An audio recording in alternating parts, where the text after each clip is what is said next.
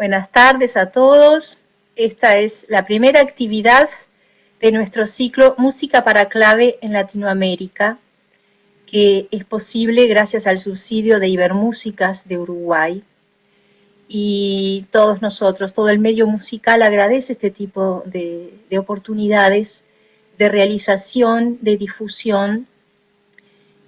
Y nosotros, entre todos, vamos a poder presentar un panorama bastante amplio de la música para clave en Latinoamérica. El clave es un instrumento que siempre asociamos con músicas del pasado, que son contemporáneas a nosotros porque nosotros las interpretamos y las vivimos y nos emocionamos con ellas, nos conmovemos y las compartimos con el público actualmente. Pero son músicas que vienen de otro contexto y de otro tiempo. Sin embargo, este instrumento, que ha tenido una vida larga, conoció una nueva vida, nuevos lenguajes, nuevos sonidos, nuevas estéticas en el siglo XX, y ahora mismo hay compositores que están volcando su talento en la producción de obras para este instrumento. Se unen distintas épocas y distintas búsquedas afectivas y estéticas. Entonces es para nosotros una ocasión muy especial el poder mostrar un instrumento que queremos tanto y que es tan polifacético, tan dúctil y que puede transmitir tantas emociones a través de lenguajes tan diferentes y que se reúnen especialmente en este fin de semana. Y para mí es un placer dar la bienvenida a Marian Pérez Robledo, que los clavecinistas asociamos desde siempre con la creación de instrumentos, la creación y la recreación de estos instrumentos, de réplicas de instrumentos históricos, de teclado, también con su actividad de difusión a través de la organización de ciclos de conciertos, su actividad periodística en Radio Nacional con el programa La Lutería y el Mundo de los Instrumentos Musicales, una labor muy amplia, variada, muy rica, que nos ha incentivado a todos. Y bueno, la figura de Marian es esencial para la actividad clavecinística en esta parte del mundo. Pero es una persona que tiene muchos intereses, muchas actividades, realmente es una persona riquísima, y en todo caso los invito a buscar más información en internet sobre sus actividades, sus intereses y todos sus saberes. Hoy va a compartir con nosotros algo de sus conocimientos con relación al clave, a toda la familia de instrumentos asociados al clave, al clavecín, clavicémbalo, harpsichord. Y bueno, le damos la bienvenida y me gustaría preguntarle antes que nada qué significa para una persona de nuestro siglo XX, XXI, de nuestro presente, el poder dar vida, dar nueva voz a estos instrumentos y a estas músicas. Hola Marian, muchas gracias por estar con nosotros. Gracias Ana Paula, bueno, por la presentación. Sí, si buscan en internet van a ver que realmente estoy medio loca por todas las cosas que hago y que abarco, pero bueno, todas las cosas que abarco hoy en día es porque las fui incorporando de a una, ¿no?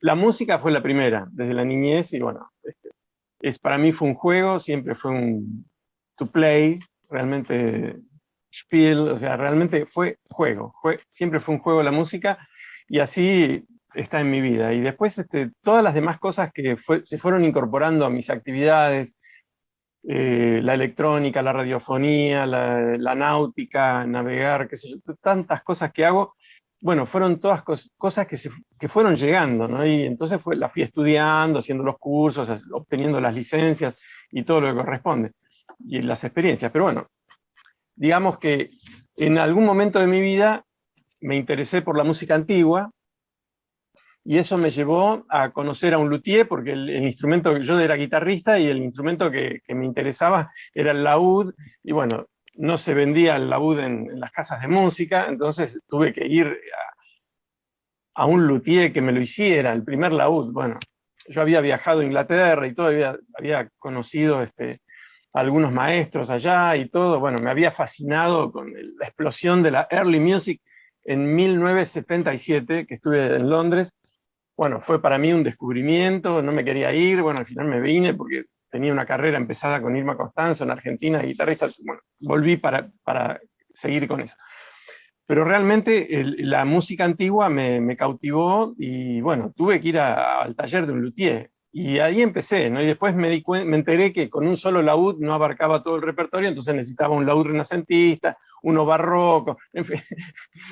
Con un renacentista solo tampoco, tenía dos renacentistas, bueno, y hubiera necesitado guitarra barroca y vihuela y un montón de sí, tantos instrumentos que bueno, al final no se puede abarcar tanto, me limité a esos instrumentos, pero ahí comenzó, como yo había hecho la escuela técnica y digamos, tenía una formación técnica industrial, me tentó la lutería. Y bueno, empecé a estudiar, a buscar y bueno, empecé con la investigación del tema de construir los instrumentos de teclado antiguos, ¿no? El clave, el órgano, fortepiano, todo eso.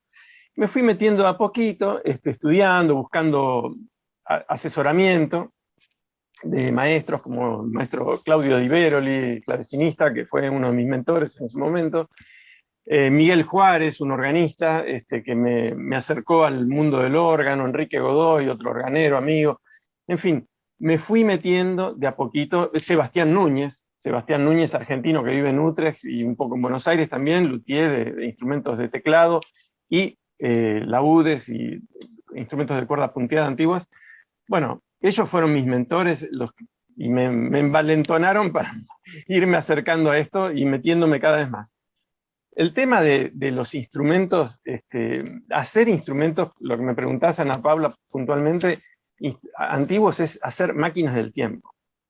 Es para viajar en el tiempo y en el espacio, nos lleva directo al pasado, digamos, en este caso, es para viajar al pasado, viajar en el tiempo, retrotrayéndonos al pasado, y redescubrir todas las cosas que el instrumento tiene para enseñarnos. Que aparte están muy documentado en tutoriales que se fueron redescubriendo en el siglo XX, ¿no es cierto?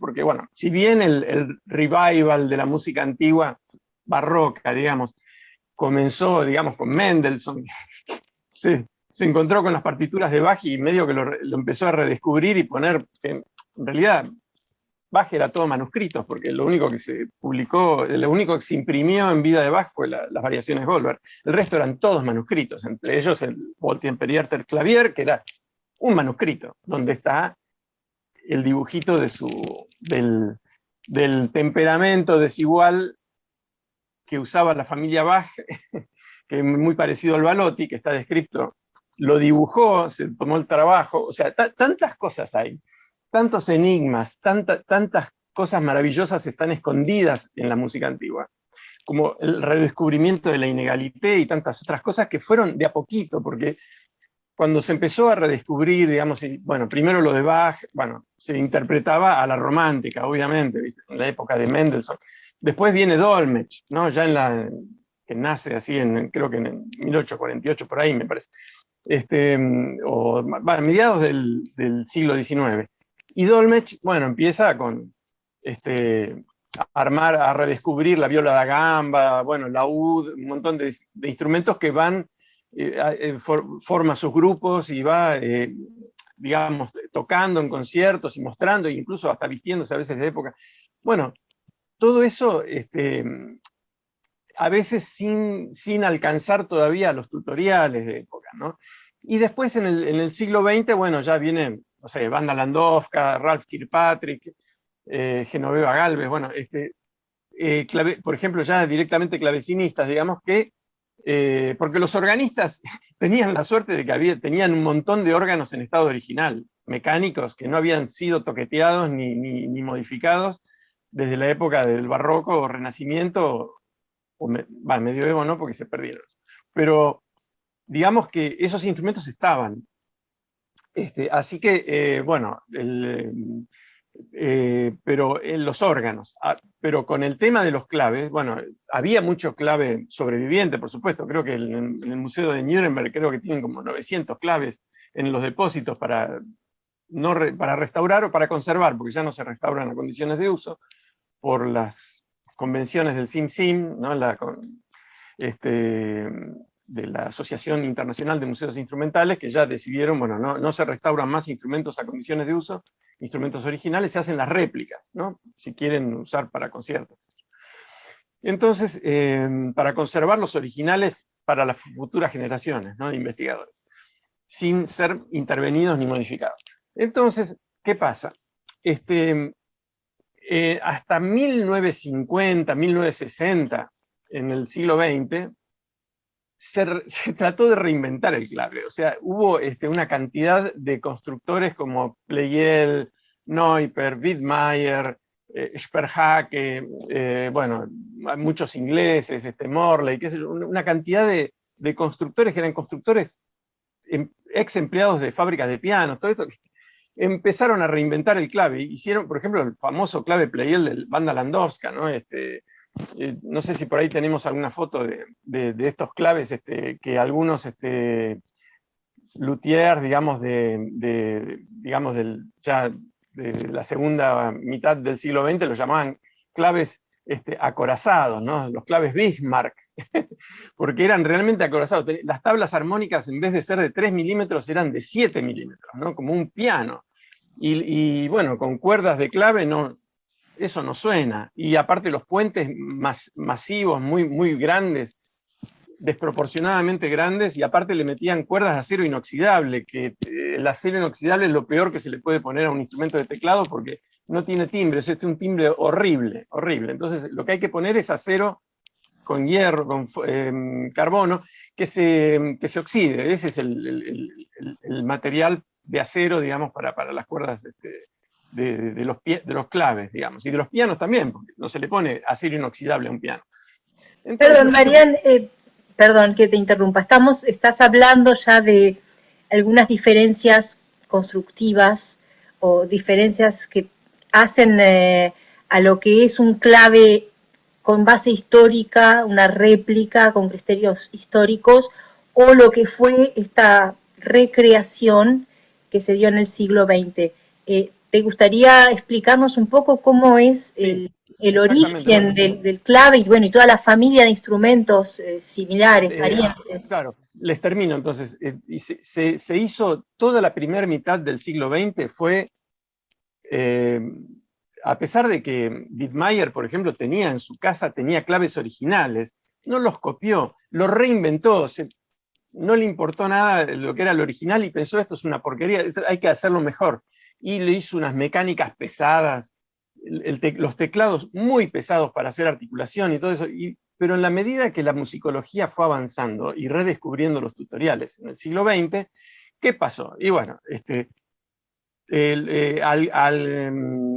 algunos, Skowronek, por ejemplo, o Willem Kreuzbergen, o constructores así, empezaron a hacer réplicas de originales, y ahí se acabaron las fábricas de todos esos instrumentos acorazados, Bismarck, murieron porque los intérpretes empezaron a probar los instrumentos originales, aparte que los tocaban en los museos, porque había instrumentos ya que se estaban restaurando, Grant O'Brien, por ejemplo, muchos empezaron a restaurar claves Ruckers originales, Tashkent, y a condiciones de uso. Entonces los instrumentistas, los intérpretes iban a los museos y tocaban en esos instrumentos originales y se querían morir porque decían, pero ¿qué hemos estado haciendo? Entonces, bueno, redescubrían, y aparte la musicología estaba investigando y descubriendo los tutoriales y las crónicas de época, de cómo se debía tocar el clave, y cómo lo que era la articulación, la inégalité, las cajas musicales que se conservan del siglo XVIII,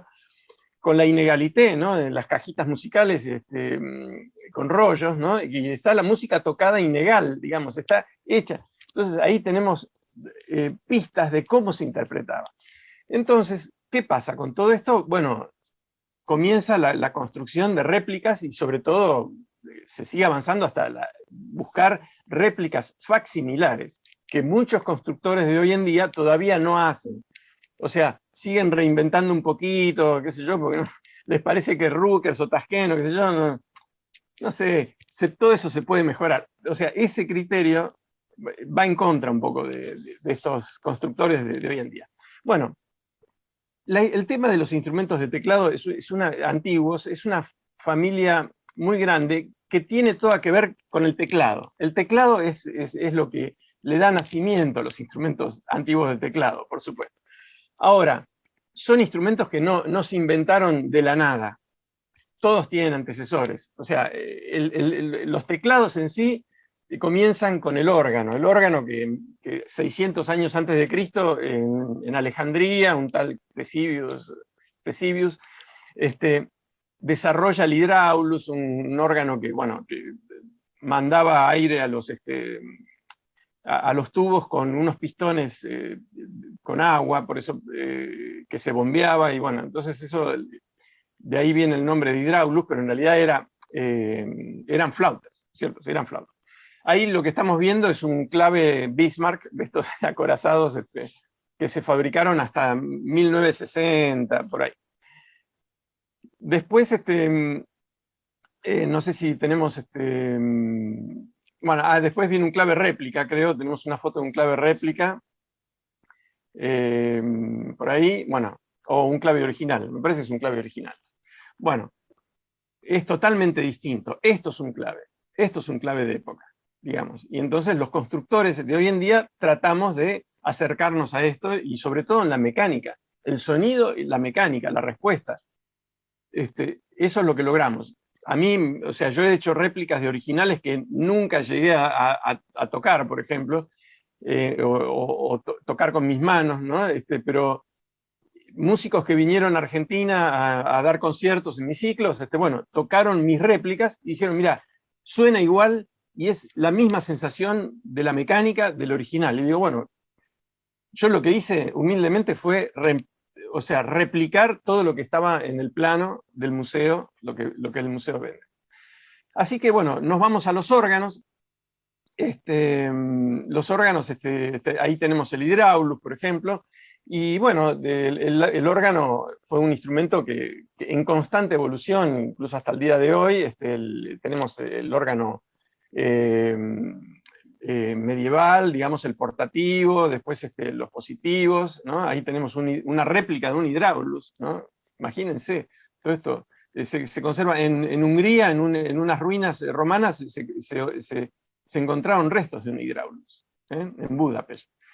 Y bueno, este proceso de evolución del órgano nunca paró. Ahí vemos el portativo, bueno, ahí ya estamos viendo un teclado bastante parecido y con una disposición de teclas naturales y sostenidos y bemoles parecida ya digamos, al teclado moderno, digamos, ¿no?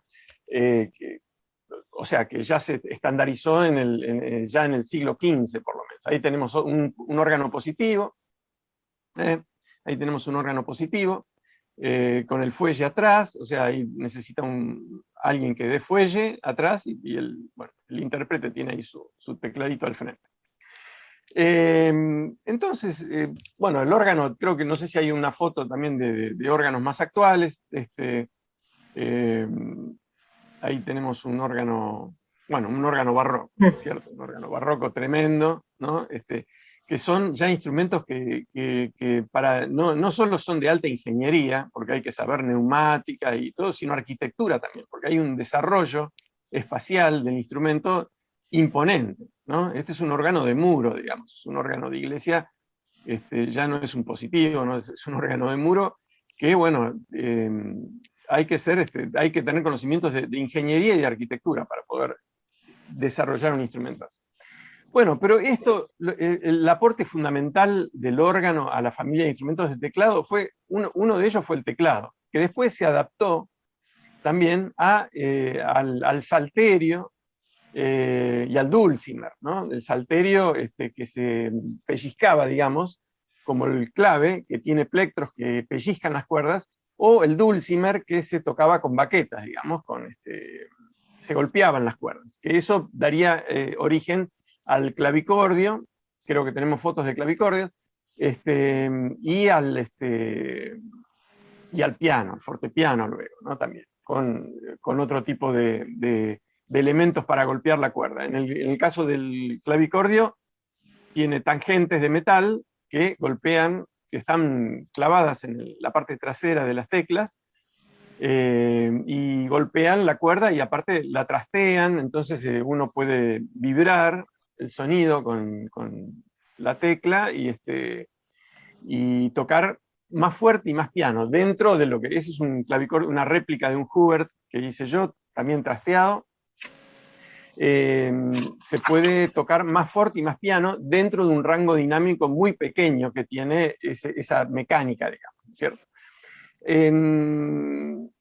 Ya en el Decameron de Boccaccio aparecen descripciones, ¿no? Estamos hablando de la tercera década del siglo XIV, y ahí aparecen descripciones del cémbalo, digamos, ¿no? Y esto es todavía un clavicordio. Lo que sigue creo que es un dibujo de un plano, de un clave, que sería, digamos, el dibujo que se conserva de Henri Arnaud de Sol, de 1436, o sea, es mitad del siglo XV, donde él está mostrando el mecanismo de saltadores, de martinetes, con plectros de un clave, un clave. Ahí ya está mostrando un clave. Entonces se ve las proporciones, la extensión del teclado, explicaciones. Y si él en 1436 dibuja esto, quiere decir que ya desde 1370, 80, aparte que está en la iconografía de catedrales, hay bajorrelieves y esculturas donde se ven clavicordios y por ahí cémbalos en las iglesias, y bueno, eso ya nos está diciendo que ya desde finales del siglo XIV ya esto existía, ya se empezaba a conocer como instrumento, ¿no es cierto? Así que, no sé si qué foto sigue, que tenemos ahí. Bueno, ahí tenemos, justamente, ahí tenemos un salterio y un cémbalo, tocando. Eso son relieves en una iglesia. Entonces, de aquí ya pasaríamos a lo que es la familia del clave. Bueno, en la familia del clave podemos decir que se compone por virginales, espinetas y claves, propiamente dicha, ¿no? Ya dejamos los clavicordios de lado porque es otra forma de producción del sonido golpeando la cuerda. Acá estamos tañendo la cuerda con un plectro, que está montado sobre un martinete, un saltador, que tiene una lengüeta para facilitar el escape y que no repita la nota cuando baja, solamente toque al subir, y apagadores, ¿no? Para los primeros cémbalos no tenían apagadores, tenían digamos, un sustain mucho mayor porque no usaban apagadores. Pero bueno, acá ya estamos en el siglo XVI, ya tenemos virginales, espinetas y los primeros claves con sus apagadores. Acá estamos viendo un Spinet virginal. Spinet virginal porque el teclado está hacia la izquierda. Este es un instrumento de flamenco, de Amberes, lo que le da un sonido parecido a un clave o una espineta porque los saltadores, digamos, están cerca de uno de los puentes, digamos, ¿no? Entonces tiene ese sonido más de clave, más de espineta. Esta es una reproducción de un Spinet Virginal Ruckers que hice, de Johannes Ruckers, de 1629, ¿no? Con octava corta en el bajo, ¿no? La octava corta do mi, Después acá tenemos lo que sería un virginal propiamente dicho, con el teclado en el medio. Esto era más usado en Italia. Si bien también en los Países Bajos también, ¿no? En Flandes también, pero se ve más en Italia, digamos, ¿no? Y en Francia. Después, ¿qué tenemos por ahí? Bueno, esto es un muselar, un virginal también, pero muselar.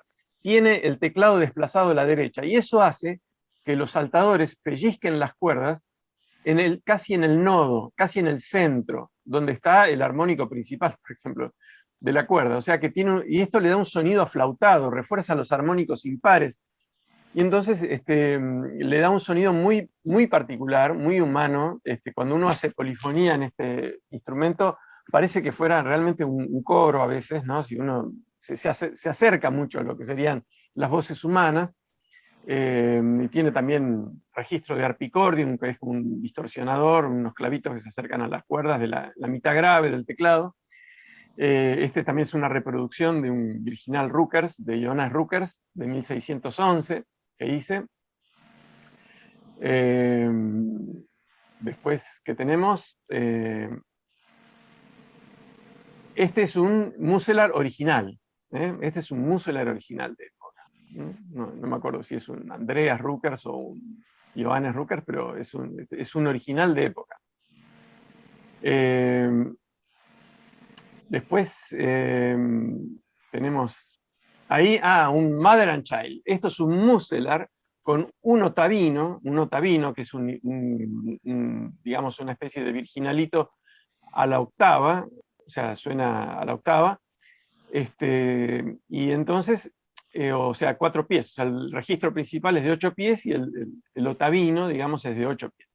Y sacando la tapa que se ve de los saltadores, el jack rail, que está ahí cruzado en diagonal arriba del teclado, y lo está mostrando Ana Paula, este otavino se pone en ese lugar arriba y queda como un clave de doble teclado. Entonces se acopla, digamos. Entonces uno toca en el teclado inferior y los saltadores al subir empujan a los saltadores del otavino, y entonces es como un 8 más 4 pies, ¿no? Es como el sonido principal, el registro principal y la octava. Y también se puede tocar con una mano, o con las dos manos, hacer alternancia de teclado y tocar, pero cambiando de octava, ¿no?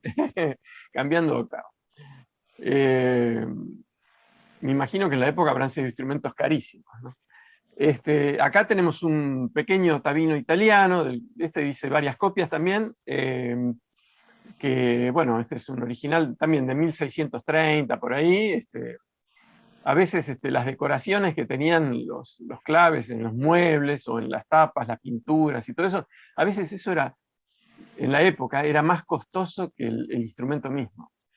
Hay muchos claves que se han conservado incluso gracias a sus decoraciones, porque los músicos profesionales generalmente tenían instrumentos muy sencillitos.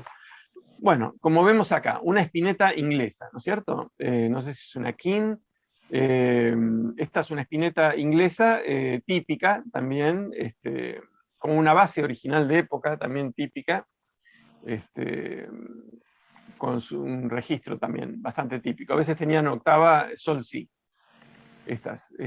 Después acá estamos viendo una reproducción que hice de una espineta Guillón.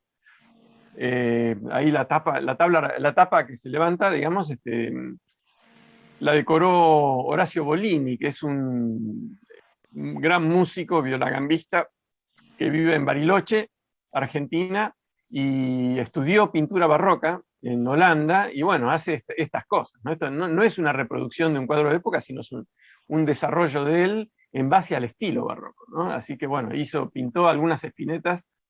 De esta hice como, no sé, como 18 copias de ese instrumento.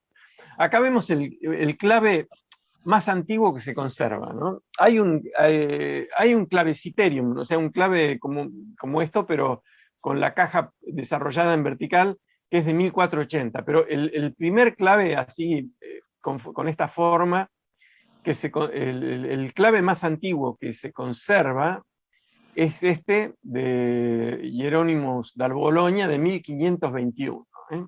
Es de Bolonia, ¿no? Este es el clave más antiguo. Acá estamos viendo un clave ya italiano, pero más grande, ¿no? Con su caja exterior, que también, no sé si en la época no habrá costado la caja esa con esa base y todo, y la pintura, todo eso no habrá costado otro tanto como el clave que está adentro. El clave de adentro se saca, ¿no? Está simplemente, es como puesto en un estuche, que de paso la tapa servía para proyectar el sonido, ¿no? Hacia el público. Sé que estamos bien de tiempo. Sí, estamos. Nos quedan unos pocos minutos, digamos que bueno, 5 minutos. Corramos. Vayamos rápido con las fotos, así ahí nos volvimos para atrás. No, volvemos para atrás. Acá estamos. Ahí estamos. Bueno, ahí tenemos una de las tantas copias que hice del clave Rukers de 1612, que está, es un clave que está en la Cité de la Musique, en París, en el Museo Instrumental. Y bueno, es un instrumento típico de Rukers, de Johannes Rukers, que se le hizo en Francia en el siglo siguiente, o sea, es de 1612, pero alrededor de 1750 en París se le hizo el raballement, o sea, se le agrandó, se le extendió el teclado, una octava por lo menos, y bueno, sí, eso, sobre todo es la extensión del registro. Ahí tenemos un clave Citerium, ¿no? Este es parecido al instrumento más antiguo de esta familia que se conserva, que es de 1480. Después, entre los instrumentos derivados, digamos, del clave, digamos, expandiéndonos así, podríamos ir al claviórgano que estamos viendo acá, que es un clave puesto arriba de un órgano. Hay claviórganos que arriba tienen una espineta, un virginal pentagonal a veces. Hay un grabado donde se ve a Praetorius tocando un claviórgano que tiene arriba, tiene un virginal pentagonal. Y acá tenemos el órgano desarrollado abajo. A veces el fuelle podía estar en la banqueta, accionada por un pedal mismo por el ejecutante mientras tocaba, y los teclados se pueden acoplar. Acá hay un clave de un teclado, pero hay claviórganos que se conservan que tienen doble teclado. ¿Qué más tenemos para mostrar? Acá tenemos otro instrumento derivado que es la claviola. La claviola es una especie de hurdy-gurdy con teclado de clave o de órgano, ¿no? Tiene varias ruedas que funcionan como el arco de un violín, y cuando se baja la tecla, hay digamos, la tecla tiene conectado un ganchito que engancha la cuerda y la baja y la acerca a la rueda que gira. Entonces ahí es un sonido continuo, ¿no? Digamos, como si fuera un órgano, digamos, una cosa así. Bueno, ahí más o menos hemos completado. Después vendría el fortepiano, que bueno, sería motivo de otro encuentro. Bueno, agradecemos muchísimo a Marianne toda la información, además es una fuente inagotable, podríamos estar días conversando, reflexionando, comentando cosas, compartiendo fotos, anécdotas. Bueno, espero que haya muchas ocasiones más para compartir con quienes aún no la conocen toda esta sabiduría y simpatía y tanta cosa interesante. Marianne, muchísimas gracias. El ciclo continúa ahora con un concierto, Sonidos de la Colonia y de la República, música del siglo XVIII y comienzos del XIX, música original para clave y otra que compartía la escena con el fortepiano, en un tiempo en que ya los dos instrumentos diferentes en sus posibilidades expresivas compartían no solo el escenario, sino también las casas, las tertulias, los afectos de los músicos y de los aficionados. Marian, cargo de muchísimas unas gracias. clavecinistas. El concierto va a estar a cargo de unas clavecinistas más preciadas del Río de la Plata. Muchas Ana gracias. Paula Segurola, que realmente te queremos muchísimo, que sos una gran organista y clavecinista e investigadora. Bueno, hemos compartido viajes juntas, tocando por festivales y cosas. Bueno, realmente fue siempre un placer hacer música contigo y bueno, y ahora, bueno, estar haciendo esta entrevista hablando de lo que nos gusta. Bueno, para todos los que nos están viendo y compartiendo, un gran saludo, muchísimas gracias por acompañarnos en esto y bueno, y ahora vamos a la música, porque eso es lo más importante.